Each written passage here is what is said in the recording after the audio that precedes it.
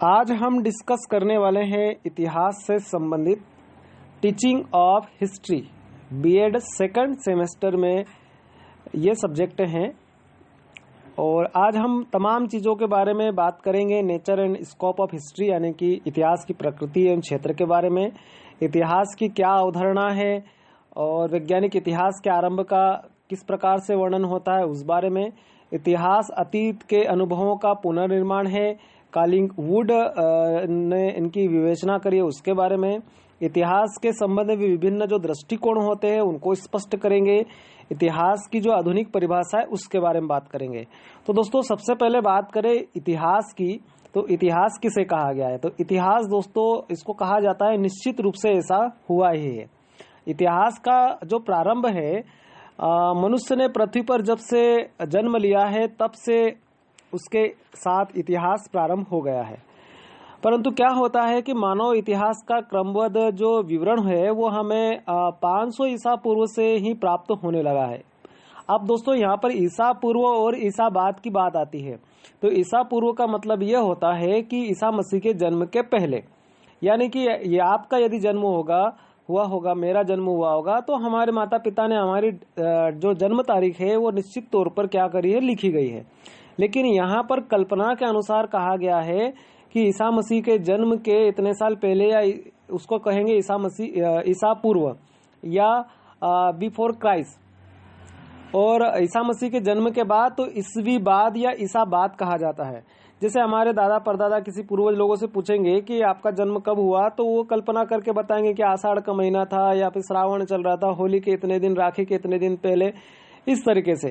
तो यहाँ पर भी यही बात मिलती है कि ईसा मसीह का जन्म क्या है, एक काल्पनिक बताया गया है, कल्पना की गई है कि ईसा मसीह का जन्म इस तारीख को हुआ था। तो दोस्तों जब से मनुष्य ने पृथ्वी पर जन्म लिया है तब से उसके साथ ही उसका क्या चालू हो जाता है, इतिहास प्रारंभ हो जाता है। लेकिन क्या होता है कि मानव इतिहास का जो क्रमबद्ध विवरण है, बोल सकते हैं कि सीरियल वाइज जो उसका विवरण है वो 500 ईसा पूर्व से प्राप्त होता है। इससे पहले इतिहास को दोस्तों क्या होता है कि लेखबद्ध करने की किसी ने कोशिश नहीं की थी, उसको लिखा नहीं था। इस क्षेत्र में सबसे पहले एक यूनानी विद्वान थे जिनका नाम था हेरोडोटस। हेरोडोटस दोस्तों इतिहास के जनक कहलाते, इतिहास के पिता कहलाते हैं। और इन्होंने क्या किया था कि मानव जो क्रियाकलापों का क्या किया था, क्रम रूप उसको दिया गया था, यानी क्रमबद्ध किया गया था।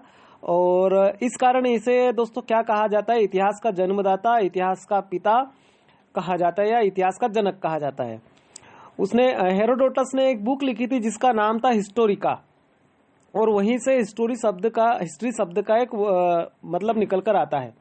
अब आगे बात देखी जाए कि उन्होंने क्या किया था कि संसार में जितनी भी घटित होने वाली घटनाएं थी उसको क्या किया, पहले तो सावधानी पूर्वक अनुसंधान किया, रिसर्च किया, और उन्हीं के आधार पर उन्होंने उन घटनाओं को क्रमबद्ध रूप दिया गया। उसने यानी कि हेरोडोटस ने क्या किया, अपने द्वारा वर्णित घटनाओं को इतिहासों यानी स्टोरीज के नाम से संबोधित किया है। वास्तव में दोस्तों देखा जाए तो हेरोडोटस पहला व्यक्ति था जिसने घटनाओं को कथात्मक रूप देकर इतिहास लेखन का सूत्रपात किया। इसलिए हम हेरोडोटस को प्रथम इतिहास लेखक के नाम से भी संबोधित करते हैं। हेरोडोटस के बाद दोस्तों यूनानी विद्वान थ्यूसिड्स नाम का एक आता है। इसने 411 ईसा पूर्व में प्रबोधक इतिहास का प्रारंभ किया था। उसने तथ्यों की उपयोगिता को मार्गदर्शक के रूप में क्या किया गया, ग्रहण किया गया। अब वैज्ञानिक इतिहास का जन्म, अब इसकी वैज्ञानिक इतिहास के जन्म की बात करें हम, तो क्रमबद्ध और वैज्ञानिक इतिहास का आरंभ दोस्तों 19वीं शताब्दी से शुरू होता है। और इस समय तक मानव दृष्टिकोण क्या हो गया था, मतलब तार्किक हो गया था, पर्याप्त तार्किक हो गया था। मतलब वो अपनी बुद्धि का प्रयोग करने लगा और संसार में घटित होने वाली घटनाओं के प्रति क्या होने लगी, जागरूकता बढ़ने लगी, और प्रत्येक घटना की छानबीन करके अपनी जिज्ञासा को शांत करने का प्रयास करता था। वैज्ञानिक इतिहास का जन्म होता है। इस कारण इस काल में क्या होता है कि वैज्ञानिक आविष्कारों ने भी मानव दृष्टिकोण में परिवर्तन उत्पन्न कर दिया। और जो पाश्चात्य देश है, जैसे कि अमेरिका हुआ, ब्रिटेन हुआ, लंदन हुआ, फ्रांस हुआ, इन देशों में भी क्या हुआ कि इतिहास को व्यवस्थित और क्रमबद्ध रूप से प्रस्तुत करने के लिए प्राचीन ग्रंथ, लेख, शिलालेख, सिक्के आदि, ये जो सभी चीजें हैं इनका क्या स्टोरेज करने लगे और संग्रह करने लगे। और वास्तव में वैज्ञानिक इतिहास को जन्म देने का श्रेय जर्मन जाति को जाता है। अब जर्मन जाति ने क्या करते हैं कि सर्वप्रथम 19वीं शताब्दी में रैंक ने इतिहास निर्माण वैज्ञानिक ढंग से किया और 1824 में उसकी एक पुस्तक का प्रकाशन होता है जिसमें उसने निष्पक्षता के साथ यथार्थता पर बल देते हुए घटनाओं का क्या किया, वर्णन किया, रैंक। और रैंक के समान जर्मन विद्वान एक और थे जिनका नाम था नेबुर। नेबुर ने रोम के इतिहास को अत्यंत क्रमबद्ध और व्यवस्थित ढंग से प्रतिपादित किया। सन 1857 में दोस्तों एच.टी. बकल ने भी सभ्यताओं का इतिहास नामक ग्रंथ की क्या की, एक रचना करी, मतलब एक बुक लिखी एच.टी. बकल ने। ये भी एक इतिहासकारक है, वैज्ञानिक है। सभ्यताओं का इतिहास नामक क्या किया, एक किताब लिखी। इस किताब में, इस ग्रंथ में बकल ने सभ्यताओं के विकास का वर्णन पूर्णतः वैज्ञानिक ढंग से किया गया। और धीरे धीरे ब्रिटेन में भी इतिहास रचना की वैज्ञानिक ढंग से की जाने लगी।